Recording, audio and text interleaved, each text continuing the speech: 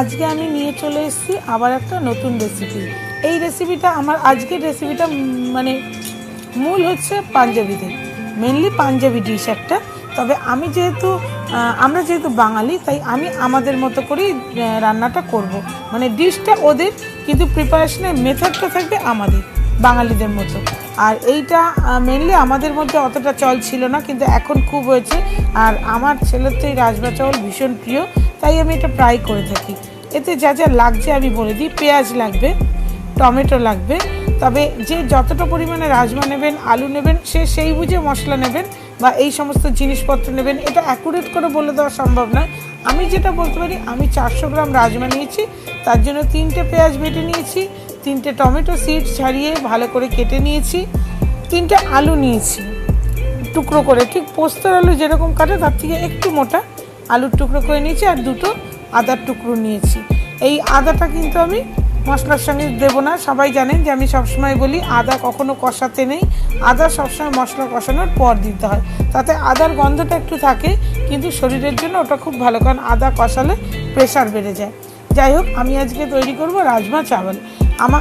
আমার রাজমা চাওয়ালটা বা আমাদের রাজমা চাওয়াল যেটা আমরা খাই, সেটার মধ্যে আলু পড়ছে, কিন্তু যেটা পাঞ্জাবিরা খায় তার মধ্যে কিন্তু আলু পড়ে না। আমাদের তো সকালের ব্রেকফাস্ট থেকে রাতের ডিনার সবের মধ্যেই কোনোভাবে আলু থাকেই, কোনো না কোনোভাবে আলুর উপস্থিতি থাকে। আর মশলা নিয়েছি হলুদ 2 চামচ, ধনে 1.5 চামচ মতো, আর 1 চামচ কাশ্মীরি লঙ্কা নিয়েছি। তার মধ্যে খানিকটা লাল লঙ্কা মানে ঝাল লঙ্কা মেশানো আছে, নুন আছে। এখানে আমার কাছে বিরিয়ানি মশলা আছে, যেটা আমি ওর মধ্যে মেশাবো। এখন আমি কাটিনি, কারণ গন্ধটা চলে যাবে বলে এখন আমি কাটিনি। আর আমার কাছে যেটা আছে সেটা হচ্ছে হিং, অল্প একটু হিং লাগবে, সেইটা আমি নিয়ে নিচ্ছি। তাহলে মোটামুটি আমি মশলাগুলো বলে দিয়েছি এবং কি কি ইনগ্রেডিয়েন্টস লাগছে আমি তাও বলে দিয়েছি। এটার মধ্যে আমার রাজমা রয়েছে, রাজমা সেদ্ধ করে আমি প্রেসারেই রেখে দিয়েছি। কড়াই তেল দিয়েছি, তেলের মধ্যে আমি সাদা জিরে দিয়ে দিয়েছি। সাদা জিরেটা একটু হলে, লাল মতো হলে, এর মধ্যে আমি পেঁয়াজ দেবো।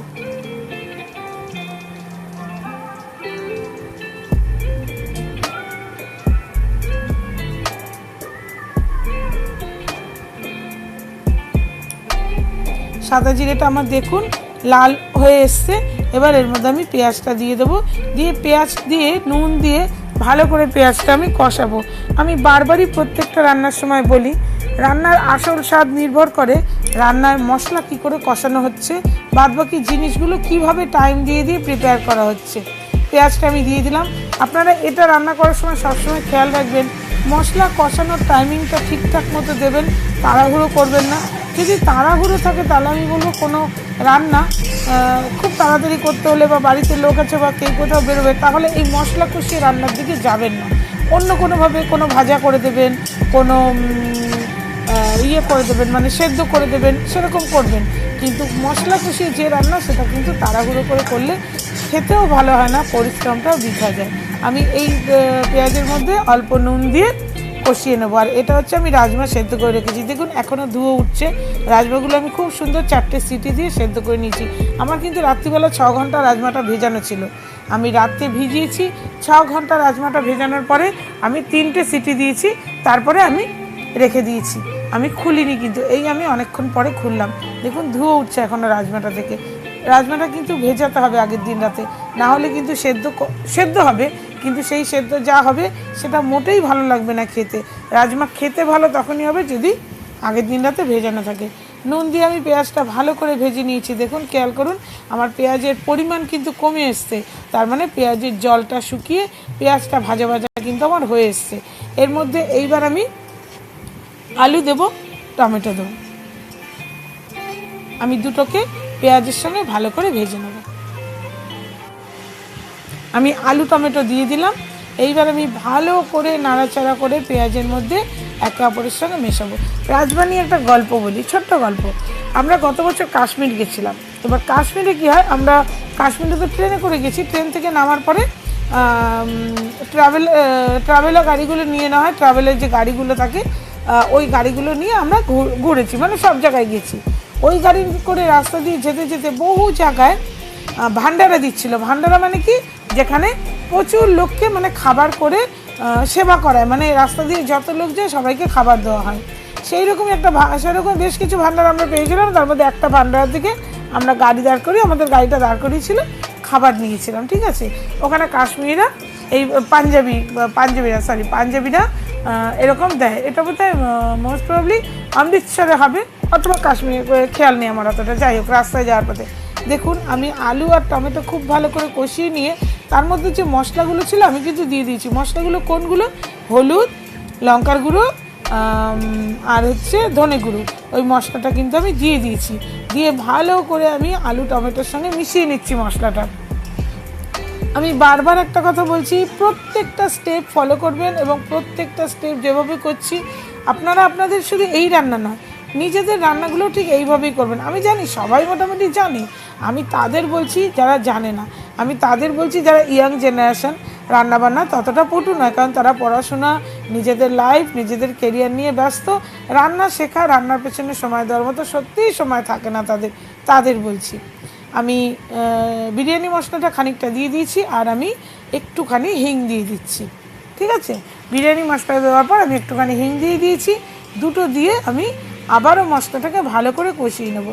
যেটা বলছিলাম, রাস্তায় যাওয়ার পথে এরকম ভান্ডারা দিচ্ছিল, সেখান থেকে আমরা খাবার নিয়েছি, কারণ খুবই সুন্দর, মানে যারা দিচ্ছে তাদের ব্যবহার, তাদের কথাবার্তা খুব ভালো। সেখানে আমাদের দিয়েছিল রাজমা চাওয়াল, হ্যাঁ, একটা বাটি করে রাজমা চাওয়াল দিয়ে দিয়েছিল। সেই রাজমাতে কিন্তু আলু টালু ছিল না, ছিল কিন্তু কুমড়ো, পাকা কুমড়ো, পামকিন যেটা পাকা কুমড়ো, বড় বড় টুকরো পাকা কুমড়ো কেটে ওই রাজমার মধ্যে দেওয়া ছিল।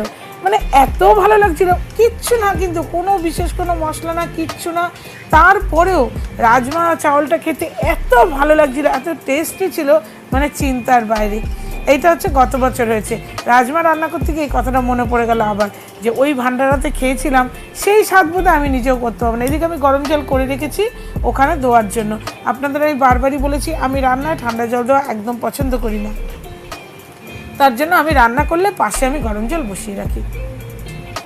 আমার ভালো করে কষানো হয়ে গেছে কিন্তু, এবার আমি রাজমাটা দিয়ে দিলাম।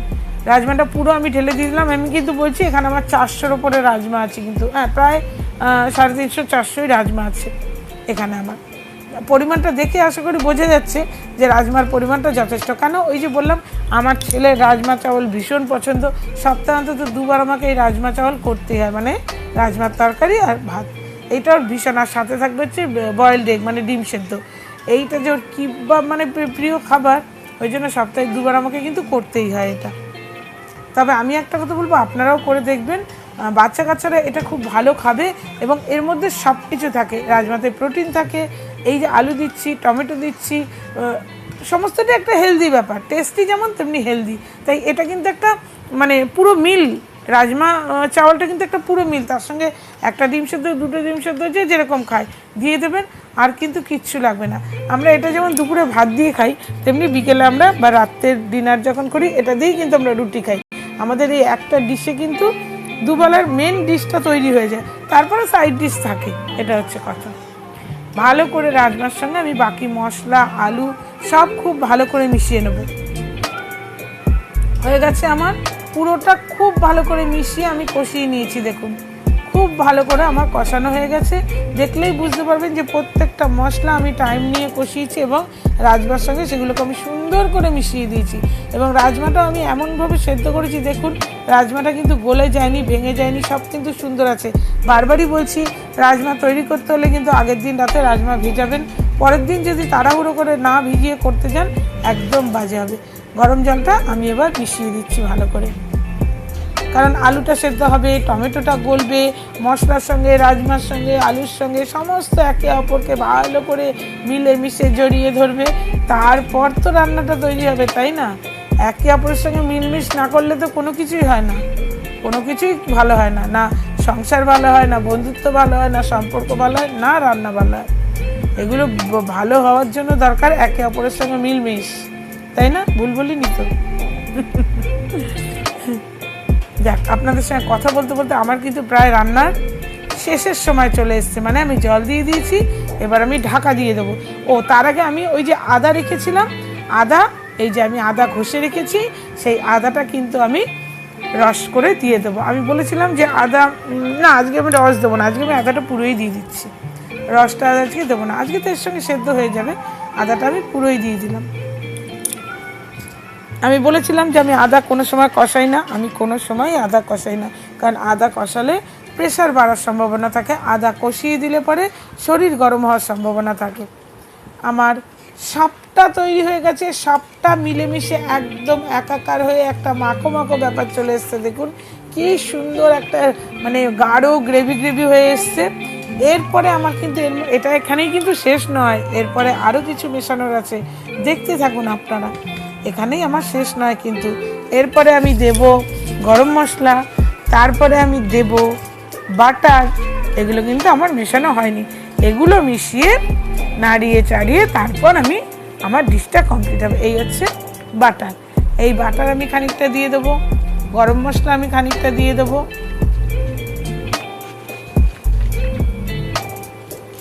ভালো করে একটু ফুটছে, আমি ততক্ষণে বাটার দিয়ে দিচ্ছি।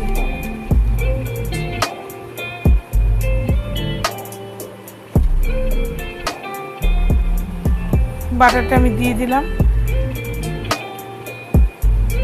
এই বাটারটা দিয়ে ভালো করে নাড়িয়ে চাড়িয়ে আমি তবে আমার ডিশটা প্রিপেয়ার হবে, আমি নামাবো। বাটার কিন্তু দিতেই হবে, তবে যাদের বাটার পছন্দ না অথবা বাটারে যাদের অসুবিধা আছে তারা দেবেন না, স্কিপ করবেন। মানে বাটার দিলে যে একটা ভীষণ মানে মাউথ ওয়াটারিং ব্যাপার হয় একটা, সেই ব্যাপারটা হয়তো একটু মিস করবেন। তবে ঠিক আছে, সব যখন পড়ছে বাটারে অসুবিধা থাকলে না দিলে কোনো অসুবিধা নেই, কারণ বাটারে যাদের অসুবিধা আছে তারা কি তাই বলে রাজমা খাবে না?